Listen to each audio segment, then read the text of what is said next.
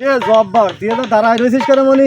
আরে বাপু ও আর কি কব শোনো, তা সেদিনকে হাটেতে মিষ্টি কুমড়ো আর পুঁই শাক কিনছিলাম, সে যে কি স্বাদ আমার পরাণ নেই আরো ও যে ওই পাশে সেই জমির দিস জমির তার জন্যই তো আমি এই যা দাঁড়াই রয়েছি, এমিনতে নাকি সে যাবে নে এই আশায় আমি দাঁড়াই রয়েছি। তো সে কিভাবে এত মিষ্টি স্বাদের কুমড়ো বানাইলো। ওই 16 ঘরের মাঠের ক্ষেত কান দেখে আসি। এ চাচা নাকি? আরে বাবু কি আইছে? এ কনে যাও দিক? ওই মাঠের ক্ষেত কান দেখে আসি। তাই নাকি?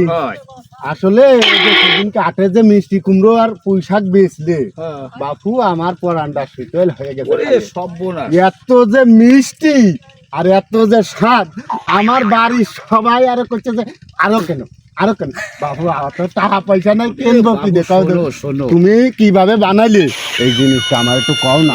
সর্বনাশ, ও কথা সবাইরে বলা যাবে না বাবু। না বাপু, তাহলে ঘুমোর থাকে না গো বাপু আমি তো তোমার কাছে 10 লাখ টাকা আসাচ্ছি না, একটু কিভাবে বানাইলে এই জিনিসটা একটু কও। আমি যদি বাবু যে কই তাহলে তো সবাই ওরম বানায় ফেলাই দিবে।